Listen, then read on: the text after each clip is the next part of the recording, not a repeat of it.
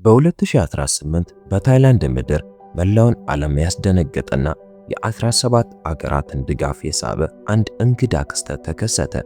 ታሪኩ የጀመረው 12 ታዳጊዎች እግር ኳስ ቡድን አባላት ከአሰልጣኛቸው ጋር በመሆን የሜርሜድ ዋሻ ተብሎ የሚጠራው ትልቅ ዋሻ ለመጎብኘትና ለመመርመር ወደ ውስጥ በገቡበት ወቅት ነበር። ነገር ግን ወደ ዋሻው እንደገቡ ምንም ፍንጭ ሳይተው በድንገት ጠፉ። እስከ ምሽት ድረስ ታዳጊዎቹ ባለመምጣታቸው ቤተሰቦቻቸው አደጋ መኖሩን ተገነዘቡ። ሜርሜድ ዋሻ በየዓመቱ በጎርፍ በመሙላት ይታወቃል። ቤተሰቦች ወደ ስፍራው ሲደርሱ ያገኙት በየሜዳው የተበተኑ 13 ብስክሌቶችን ብቻ ነበር። የዋሻው መግቢያ ሙሉ በሙሉ በጎርፍ ተዘግቷል። በዚያ ጨለማ ምሽት የልጆቹ ስም የሚጠሩ የቤተሰብ ድምጾች ብቻ በዋሻው ዙሪያ ያስተጋቡ ነበር። ምላሹ ግን የሚያስፈራ ጸጥታ ብቻ ነበር። ከሌሊቱ 7 ሰዓት ላይ የታይላንድ የባህር ኃይል ልዩ ኮማንዶች የማዳን ሥራውን ለመጀመር ስፍራው ደረሱ።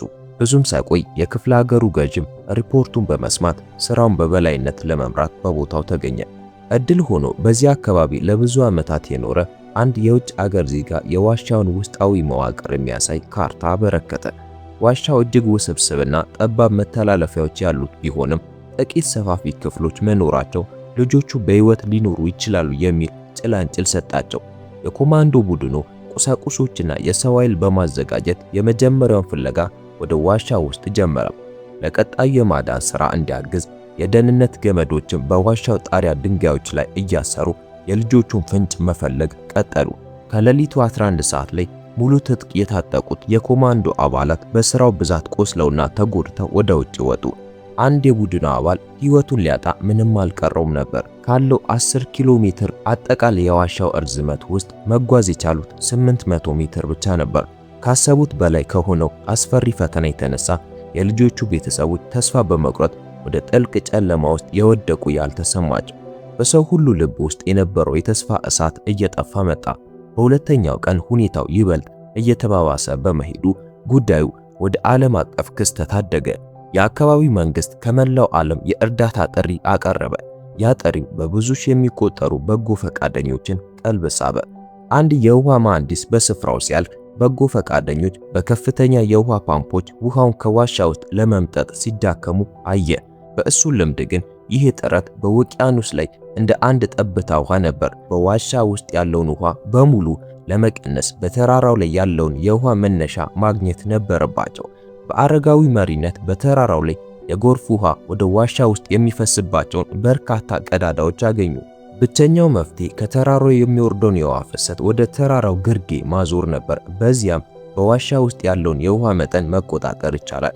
ነገር ግን ትልቁና ልብ የሚሰብረው ፈተና ይህንን ማድረግ በአካባቢው ያሉትን የሩዝ ማሳዎች በጎርፍ የሚያጠፋ መሆኑ ነበር። የገበሬዎቹ የዓመት ሙሉ ልፋትና ጥረት እንደ ጭስ በኖ መቅረት ነበረበት። ይህንን የተገነዘበው የክፍለ ሀገሩ ገዢ ለልጆቹ የተሻለ ዕድል ለመፈለግ ከገበሬዎቹ ጋር በቀጥታ ለማውራት ወሰነ። ገበሬዎቹም ምርታችንን እናጣለን፣ ግን ይህ ማድረጋችን ልጆቹን ያድናቸዋል ሲሉ ጠየቁ። ገዢውም በእርግጠኝነት ምንም ቃል መግባት አልችልም፣ ነገር ግን ለልጆቹ በሕይወት የመኖር ዕድል ይሰጣቸዋል ሲል መለሰ። ገበሬዎቹ ለጥቂት ሰከንዶች እርስ በርሳቸው ከተማከሩ በኋላ ለልጆቹ ስንል ተስማምተናል በማለት ውሳኔያቸውን አሳወቁ። 5ኛው ቀን አለፈ። ከመላው ዓለም የመጡ የማዳን ሥራ ባለሙያዎች ቁጥር 1000 ደረሰ። ከነዚህ መካከል ሁለቱ ታዋቂ የዋሻ ውስጥ ጠላቂዎች ሪቻርድ እና ጆን ይገኙበታል። እንደደረሱ ወዲያውኑ ወደ ስፍራው አመሩ። የእነዚህ ሁለት ሰዎች መምጣት አጠቃላይ የማዳን ሥራውን አቅጣጫ ቀየረው። ከዋሻው መግቢያ 800 ሜትር ርቀት ላይ ወደሚገኘው 3ኛው ክፍል ደረሱ። እዚህ ቦታ ሁሉም ሰው ውሃውን በፓምፕ ለማስወጣት ቢረባረብም ውሃው ግን አሁንም እየጨመረ ነበር። ሁኔታው እጅግ አሳሳቢ ሆነ። ይበልጥ ወደ ውስጥ ጥቂት ሜትሮችን ከተጓዙ በኋላ አንድ የውሃ ፓምፕ ከአቅም በላይ በመስራቱ ተበላሽቶ ቴክኒሻኖች ሲጠግኑ ታገኟቸው። ይህ ቦታ ወደ ላይ ወጥተው አየር መተንፈስ የሚችሉበት የመጨረሻው ነጥብ ነው። ሪቻርድ እና ጆን ከዚህ ቦታ ወደ ውሃ ውስጥ ሰጠሙ። በዋሻ ውስጥ ያለው ውሃ እጅግ የቆሸሸና ምንም የማያሳይ ነበር። በውሃ ውስጥ ያለው አደጋ ከግምታቸው በላይ ሆነ። በማንኛውም ሰዓት ሊወጓቸውና ለከፍተኛ ኢንፌክሽን ሊዳርጓቸው የሚችሉ ስለታም የድንጋይ ሹሎች በየቦታው ነበሩ። መንገዱም እጅግ ጠባብ ነበር። በድንጋይ ስንጥቅ መካከል ቢቀረቀሩ ሕይወታቸውን ሊያጡ እንደሚችሉ ያውቁ ነበር። ቀደም ሲል የተዘረጋውን መሪ ገመድ በመከተል በከፍተኛ ትግል ወደፊት ተጓዙ። ለ4 ሰዓታት ያህል ከተጓዙ በኋላ ከዋሻው መግቢያ 1.6 ኪሎ ሜትር ርቀት ላይ የሚገኘውን የዋሻውን የመገናኛ መስቀለኛ መንገድ አገኙ። እዚያም ሆነው ለረጅም ጊዜ በከፍተኛ ድምፅ ቢጮም የልጆቹን ድምፅ ማግኘት ግን አልቻሉ። ወደ ቀጣዩ ክፍል ፍለጋቸው መቀጠል ነበረባቸው። ነገር ግን ልክ ጉዟቸውን ሲጀምሩ በጎርፉ ግፊት የተነሳ የአንድ ዋሻ ግድግዳ ተደርምሶ ኃይለኛ የውሃ ማዕበል መጣ። ፍርስራሹና ማዕበሉ ሕይወታቸውን ለአደጋ አጋለጠው። ሁለቱ ጠላቂዎች ወደ ኋላ ለመመለስ ወሰኑ። የውሃው መጠን በሚያስደነግጥ ፍጥነት እየጨመረ ነበር። መጀመሪያ ወደ ሰጠሙበት ቦታ ሲመለሱ ስፍራው ሙሉ በሙሉ በውሃ ተውጦ ነበር። ፓምፑን ሊጠግን የነበረው ቴክኒሻንም በአንድ ድንጋይ ላይ ተጣብቆ መንቀሳቀስ አቅቶት ነበር።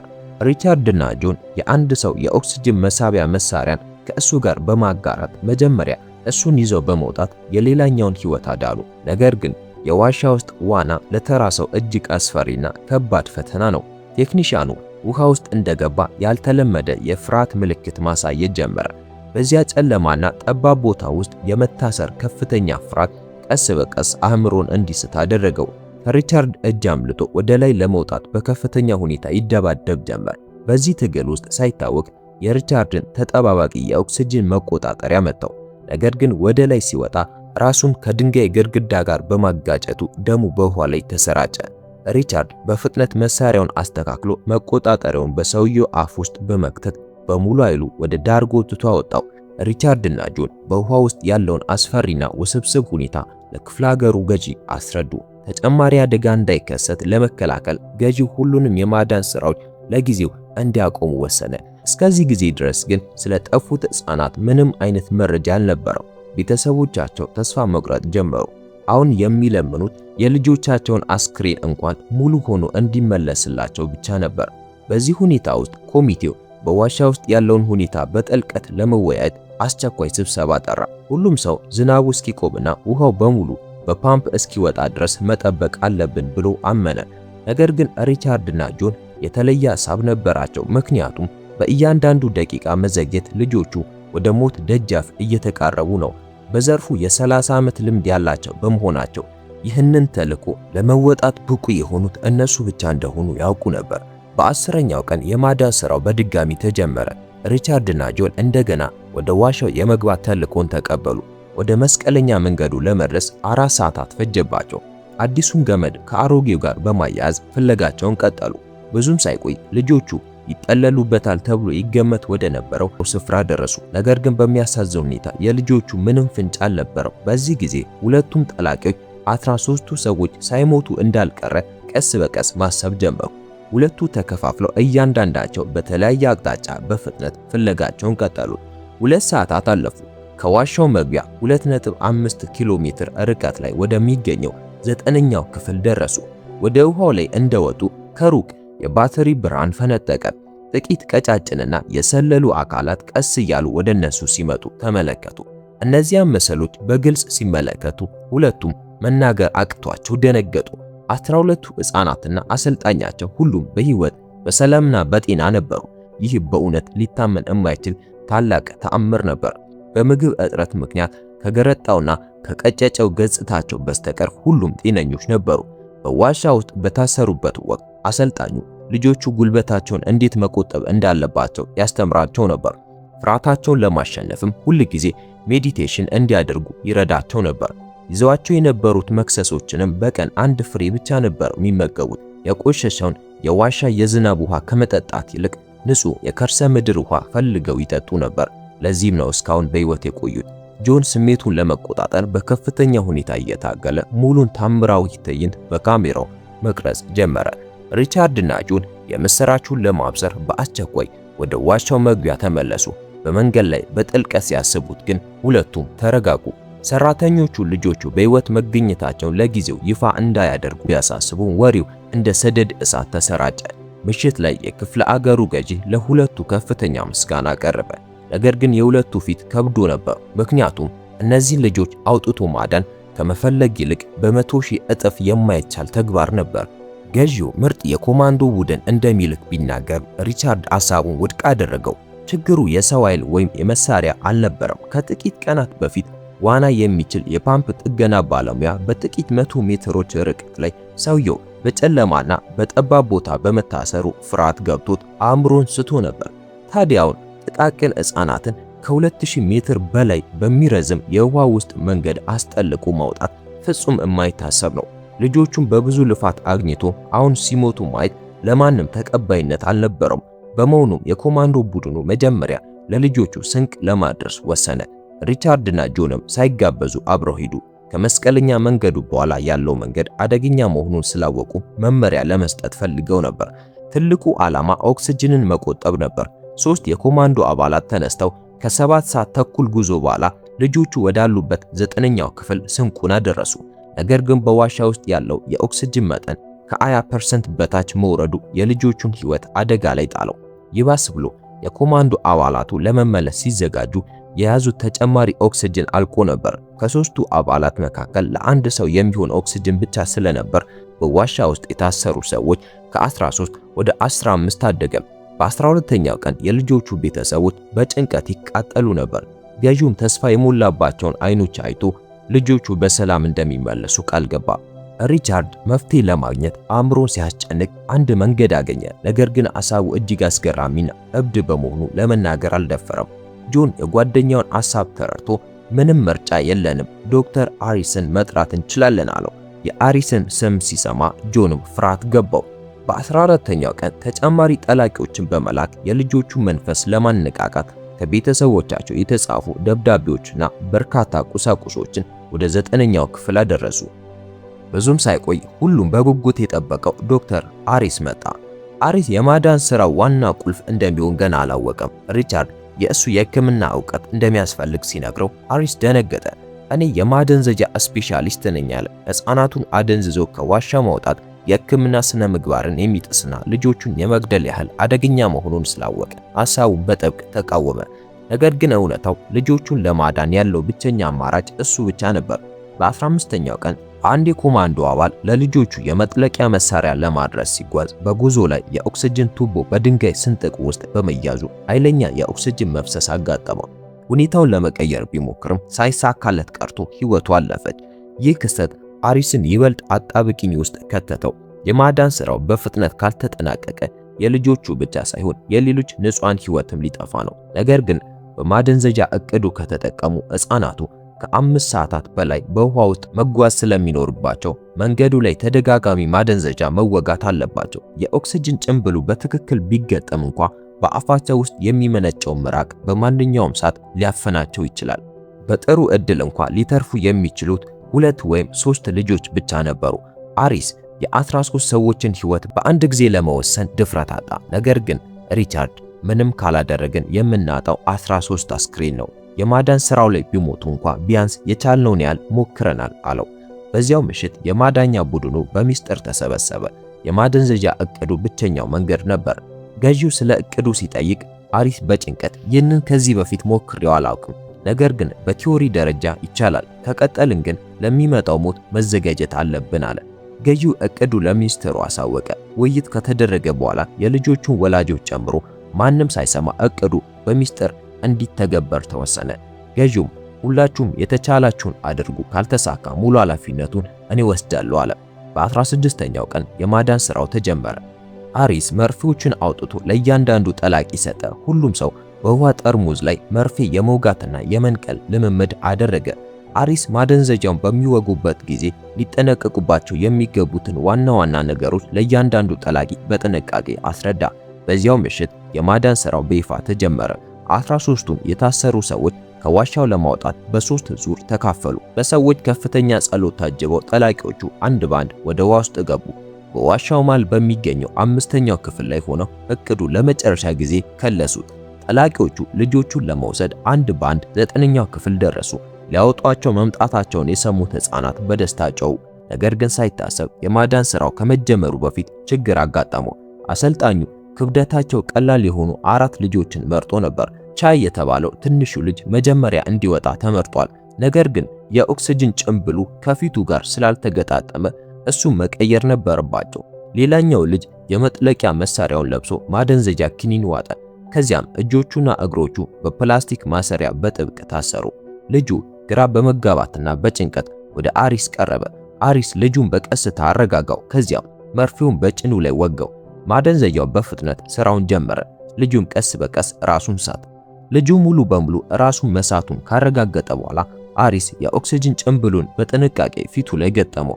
አተነፋፈሱ ኖርማል መሆኑን ካረጋገጠ በኋላ የልጁን አካል አጣብቆ በመያዝ መሪ ገመዱን ተከትሎ ወደ ውሃ ውስጥ ገባ። የመጀመሪያው ባለ 2 ኪሎ ሜትር የውሃ ውስጥ የሰው ማመላለስ ሥራ በይፋ ተጀመረ። አሪስ በከፍተኛ ጭንቀት የተነሳ ከታዛቢ ቦታ የሚመጣውን የሪቻርድን ምልክት መጠበቅ ረሳና ለሁለተኛው ልጅ ማደንዘጃውን በችኮላ ሰጠ። ነገር ግን ማደንዘጃው አንዴ ከተጀመረ ሊቆም አይችልም።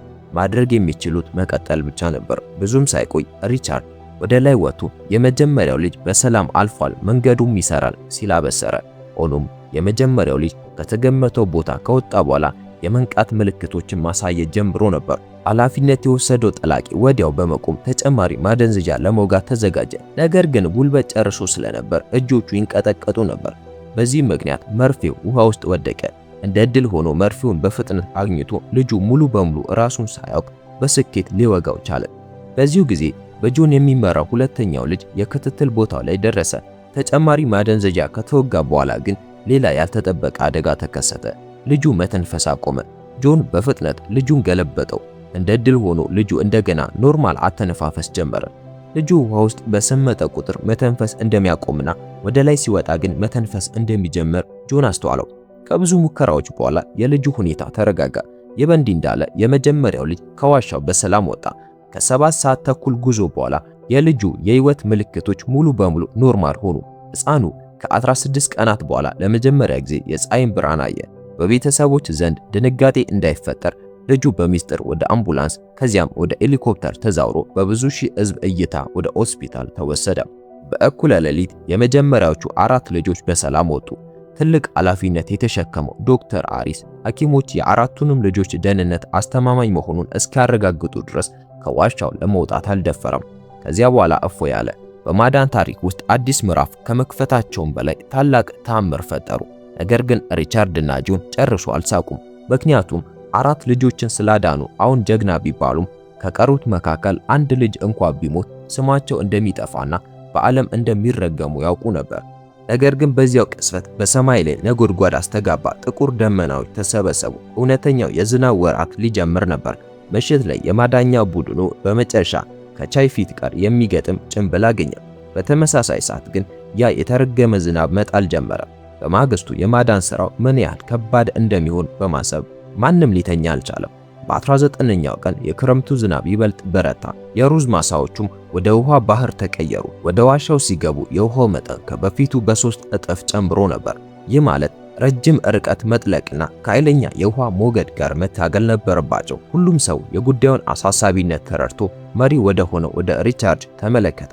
ወደ ዋሻው የመግባት ውሳኔ በእሱ እጅ ነበር። መልካም፣ ዝግጁ ነን አለ።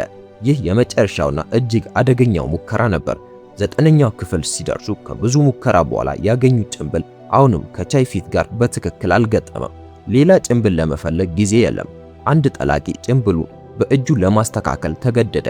ቻይ እንደገና ተቀይሮ የቀሩት 3 ልጆች አንድ ባንድ ጉዟቸውን ጀመሩ። በውሃ ውስጥ ያለው ሁኔታ ይበልጥ ውስብስብ፣ ሞገዱ የተዘበራረቀ ሆነ። ክሪስ የተባለ ወጣት ጠላቂ አንድን ልጅ እየሳበ አቅጣጫ ሲቀይር ሳያውቅ መሪ ገመዱን ለቀቀው። ኃይለኛው የውሃ ፍሰት ወደ ሩቅ ቦታ እየወሰደው አቅጣጫ አሳተው። ክሪስ እርሱና ልጁ እንዳይወሰዱ ለመከላከል የዋሻውን ወለል በመንካት የሚይዘው ነገር መፈለግ ጀመረ። እንደ ድል ሆኖ አንድ የኤሌክትሪክ ሽቦ አገኘ። ሽቦውን በመከተል 4ኛው ክፍል ደረሰ። ልጁ ደህና የነበረ ቢሆንም የማደንዘጃው ሰዓት ግን ሙሉ በሙሉ ተዛብቶ ነበር። የልጁን ደህንነት ለመጠበቅ ክሪስ እዚያው ቆይቶ እርዳታ ለመጠበቅ ወሰነ። በሌላ በኩል የቻይ ጭንብል በመጨረሻ ተስተካከለለት። ልጁ የመጥለቂያ መሳሪያውን ለብሶ ኪኒኑን ዋጠ።